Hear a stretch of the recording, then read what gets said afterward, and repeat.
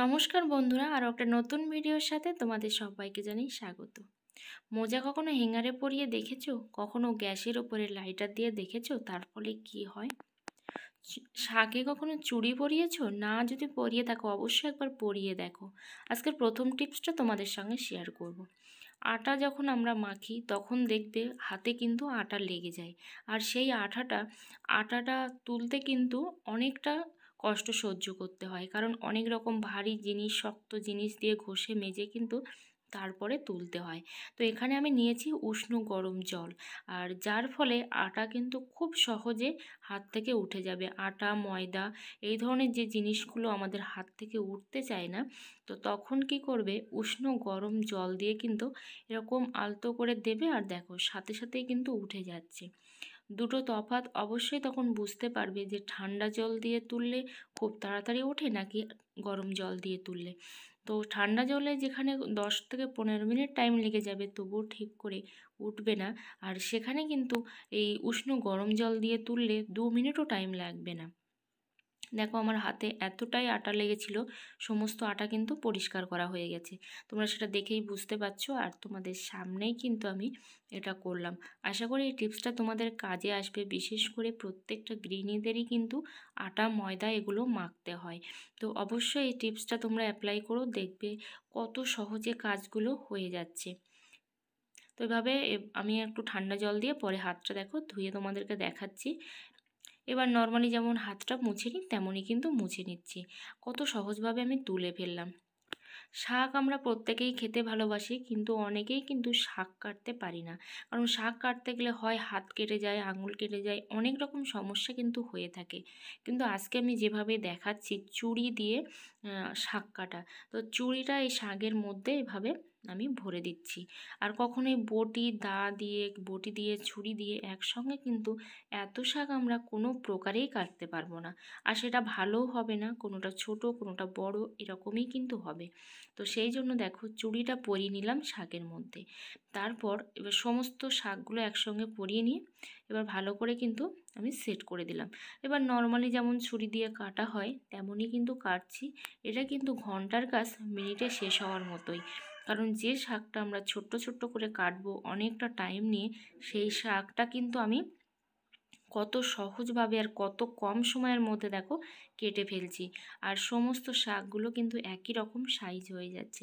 আশা করি এই টিপসটাও প্রত্যেকটা গৃহিণীদেরই কাজে লাগবে, যেটা গৃহিণীরাই শাক কাটে, পুরো ছেলেরা কিন্তু শাক কাটে না। তাই অবশ্যই এই টিপসটা তোমরা বাড়িতে অ্যাপ্লাই করবে। আর যে কোনো শাক, শুধু যে আমি এই যে মূলো শাক কাটছি, ওলকপি শাক কাটছি সেটা কিন্তু নয়, যে কোনো শাক একটু সাইজ করে ধরে এভাবে তোমরা কেটে নেবে, খুব সহজভাবে কিন্তু সেটা কাটা হয়ে যাবে।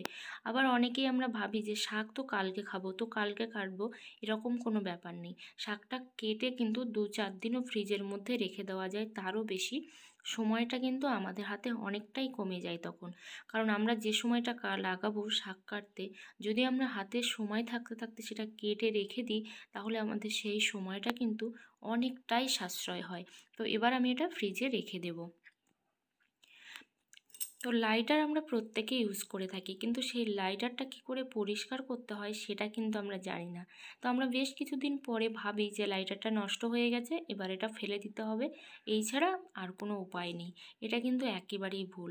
তো এই লাইটারটা আমি কিভাবে পরিষ্কার করব খুব সহজ উপায়ে, কোনো রকম জল সাবান ছাড়াই, সেটাই তোমাদেরকে দেখাবো। আর দেখো লাইটারটা যেহেতু প্রত্যেক দিন ইউজ হয়, তো সেই জন্য কিন্তু নোংরা পড়েই যায়। এবার আমি গ্যাসটা জ্বালিয়ে নিয়ে এর উপরে লাইটারটা আস্তে আস্তে করে কিন্তু ঘুরিয়ে ঘুরিয়ে গরম করে নিচ্ছি। খুব বেশিক্ষণ রাখার দরকার নেই, 1 মিনিটের মতো ঘুরিয়ে ঘুরিয়ে গরম করে নিলেই হবে। তার ফলেই কিন্তু পরিষ্কারটা করা যাবে। তো এবার দেখো আমি নিয়েছি শিরীষ কাগজ। তো এরকম শিরীষ কাগজ যদি না থাকে, তোমরা কিন্তু ওই যে বাসন মাজার যে জালগুলো হয়, শুকনো জাল, তো সেটাও নিতে পারো। কোনো রকম জল কিন্তু থাকা চলবে না। দেখো কত সুন্দরভাবে লাইটারটা পরিষ্কার হয়ে যাচ্ছে। তো এভাবে কিন্তু খুব সুন্দর করে তোমরা লাইটারটা পরিষ্কার করে নিতে পারবে নতুনের মতো। আবার হয়তো ভাববে যে ভেতরটা কী করে পরিষ্কার করব, এটা তো বাইরে পরিষ্কার হচ্ছে, গ্যাসটা তো ভেতর থেকে আসে। অবশ্যই সেটাও বলবো যে গ্যাসটা তো ভেতর থেকে আসে, কী করে ভেতরটাও পরিষ্কার করা যায়। কিন্তু তার আগে আমি বাইরেটা একটু পরিষ্কার করে নিই সুন্দর করে। দেখো কত সুন্দরভাবে লাইটারটা এটা পরিষ্কার হয়ে গেল। এবার এই পিছন টিছনগুলো সমস্ত জায়গাটা পরিষ্কার করে নিচ্ছি, কারণ আমরা কিন্তু লবণ হলুদ সব জল সব হাতে ধরি তো সেই জন্য। এবার যে আমরা কান পরিষ্কার করি যে স্টিকগুলো, সেইটা দিয়েই কিন্তু দেখো এভাবে কিন্তু আমি সুন্দর করে কিন্তু এই লাইটারটা পরিষ্কার করে নিচ্ছি। তো এভাবে তোমরা পরিষ্কার করে নিতে পারো। লঙ্কা যখন বাজার থেকে কিনে নিয়ে আসি আমরা কিন্তু ওইভাবেই রেখে দিই, তো বোঁটাটা কিন্তু ফেলি না। অবশ্যই লঙ্কার বোঁটাটা কিন্তু আগে ফেলবে, ফেলে তারপর কিন্তু পরিষ্কার করে ধুয়ে তারপর কিন্তু লঙ্কাটা মুছিয়ে তারপর রেখে দেবে। তাহলে লঙ্কা কিন্তু একটাও নষ্ট হবে না, আর একেবারেই কিন্তু ফ্রেশ থাকবে। আর যদিও বা একটার নষ্ট হয়, কারণ বলা যায় না, তো সেইটা কিন্তু ফেলে দেবে তুলে, কারণ এটা কিন্তু দেখবে মাঝে মধ্যে, তাহলে কি হবে একটার থেকে সবগুলো কিন্তু নষ্ট হয়ে যাবে আস্তে আস্তে। তো সেই জন্য যেটাই পচবে বা একটু নরম হয়ে যাবে সেটা কিন্তু তুলে তোমরা ফেলে দেবে, দিলে আর লঙ্কাটা কিন্তু নষ্ট হবে না। তো এভাবে তোমরা ফ্রিজে কিন্তু মাসের পর মাস সংরক্ষণ করে রাখতে পারবে এভাবে একটা ঢাকনা দিয়ে। হ্যাঙ্গারটা আমি কী জন্য নিয়েছি সেটা তোমাদেরকে বলবো, কিন্তু এই হ্যাঙ্গার দিয়ে কিন্তু আমরা যে অসম্ভব কাজকেও কিন্তু সম্ভব করতে পারবো।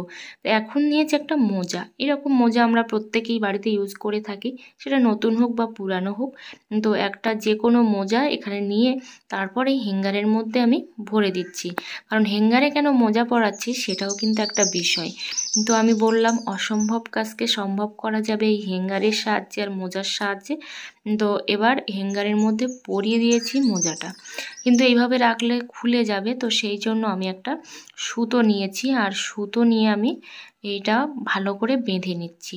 তো তোমরা চাইলে কিন্তু রাবার ব্যান্ড দিয়েও দুই মাথায় দুটো রাবার ব্যান্ড দিয়েও বাঁধতে পারো, কিন্তু আমি এটা স্ট্রং করার জন্য কিন্তু এভাবে সুতো দিয়ে খুব ভালো করে কিন্তু পেঁচিয়ে নিচ্ছি।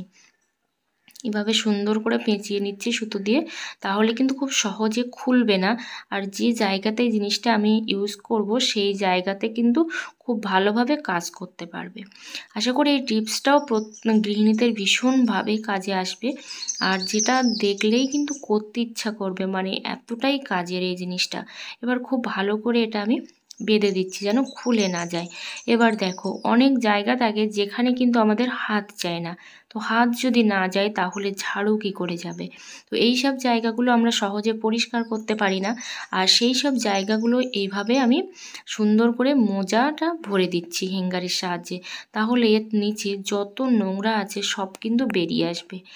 যেহেতু আমি মাঝে মধ্যে এটা পরিষ্কার করে থাকি সেই জন্য কিন্তু নোংরাটা অনেকটাই কম আছে, কিন্তু তারপরেও দেখো কতটা নোংরা বের হয়েছে। চাইলে তোমরা এটা কিন্তু ভিজিয়েও দিতে পারো, তাহলেও কিন্তু একেবারে মুছে বেরিয়ে আসবে ভেতর থেকে, কোনো রকম অসুবিধা কিন্তু হবে না। তো আমরা অনেকেই কিন্তু আছি যাদের কিন্তু চোখের খুব প্রবলেম, বিশেষ করে বয়স্ক মানুষদের। তো এই সব যে লেখাগুলো হয় খুবই ছোট্ট, তো সেই লেখাগুলো আমাদের খালি চোখে দেখা প্রায় অসম্ভব হয়ে কিন্তু দাঁড়ায়। তো সেই জন্য যেটা করতে হবে, ফোনের ক্যামেরাটা অন করে আমি তার উপরে কিন্তু এই ফোকাসটা ফেলেছি, মানে ক্যামেরাটা এই বোতলটার উপরে ফেলেছি। তার ফলে কি হচ্ছে, লেখাগুলো কিন্তু দ্বিগুণ তিনগুণ বড় বড় করে কিন্তু আমাদেরকে দেখতে সাহায্য করছে, ভীষণভাবে কিন্তু হেল্প করবে। তোমরা অবশ্যই কিন্তু এই টিপসটা অ্যাপ্লাই করতে